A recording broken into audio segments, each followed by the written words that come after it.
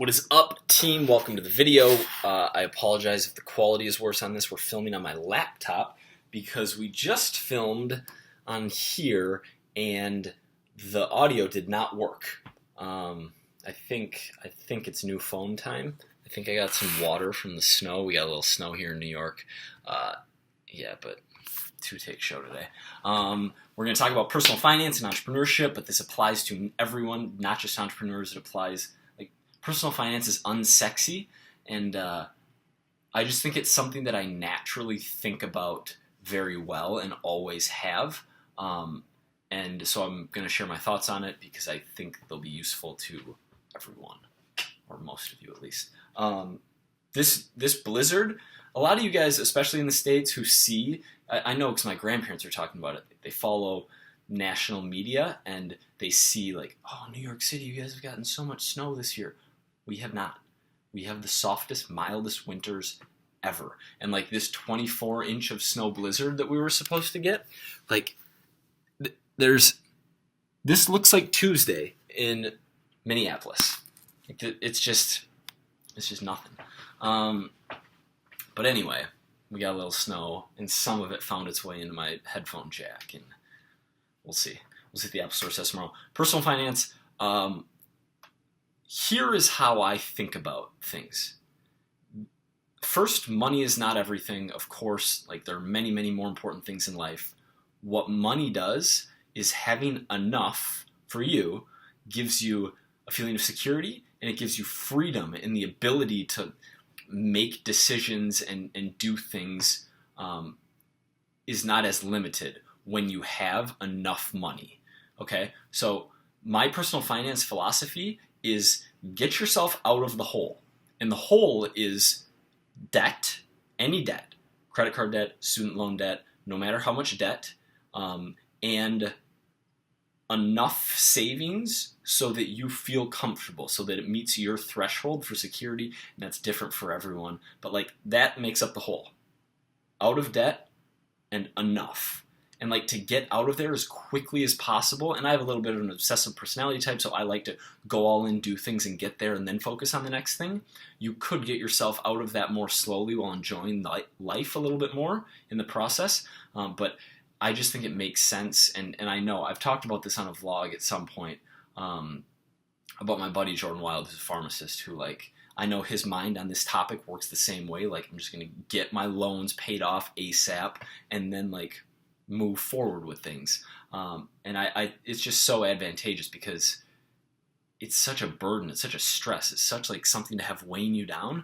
And I get that we're all different and we all have, different kinds of loans, different amounts of loans, medical bills. I'm a single dude. I didn't have a kid at 20 years old that I have to be paying for stuff. I don't have family members with health issues. Like, even if I did though, the philosophy still applies. I would just have had to work a lot harder to get out of that hole.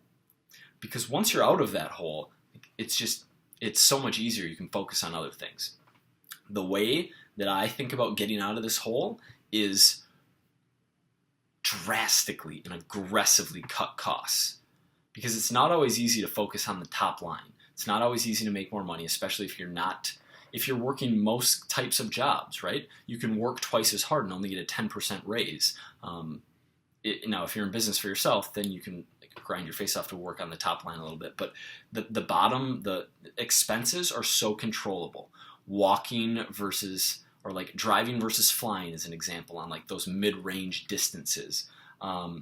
In big city, cab versus walking versus taxi, like train versus another mode of transportation. The brand of food that you get, whether you go out to eat at some fancy restaurant so you can be seen by so-and-so, or so that you can tell so-and-so that you went to that restaurant, or get your Chipotle with 1.5x meat, not even double meat, because 1.5x, like getting half and half is going to get you 1.5x meat, which is better value. Like focusing on expenses to get yourself out of that hole, so that you can then you can do whatever you want. Once you're out of that hole, then your life strategy could change. Like you can focus on other things. Making money doesn't have to be as big of a thing.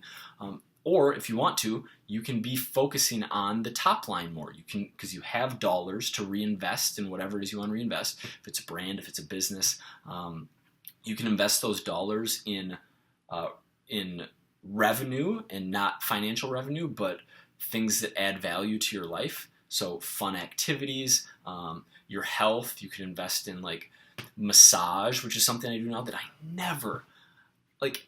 If you would, in 2013, if someone would have asked me about getting a massage, I'd be like, "Are you out of your mind? Like, pay $50 to get a massage when I can just grab a lacrosse ball and do it myself? Like, you're nuts." I never would have reinvested in that component of my health.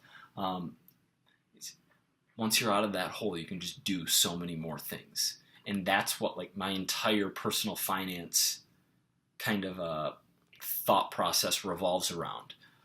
Is aggressively hacking spending to get out of there, and even like working more during that time period. I talk about getting up at 4:30, 5 o'clock in the morning and grinding 3 hours of poker before going to work. And there's sacrifices too. Like, I had a girlfriend at the time who wasn't super pumped when like we were gonna hang out, and she would come over at 8 p.m. and I'd be like, "Babe, I'm sorry, like I got this fish heads up at 5:10, like I cannot leave this game right now." And she would literally like just sit there and do whatever while I grinded for 3 hours. Like, you make sacrifices. That's kind of back to the beginning where I talk about my more obsessive personality type, where you could get yourself out of the hole in 8 years or 5 years and do it with more life balance, or you could do it ASAP by just like aggressively cutting expenses and putting time, because time, when you don't have money, time is your biggest asset, time into making money. And again, to what end? Because like debt is so suffocating. I can't even like think back to that, because it just like all I wanted to do was not have debt, and like to have enough savings so that I had freedom. That's what it felt like to me. Not having enough savings, not being out of the hole, made me feel like I was chained to my job, and made me feel like I was chained to like, I just hated it. So those are my thoughts on personal finance. I really hope this video works. Give the video a thumbs up. I would really appreciate it. See you tomorrow.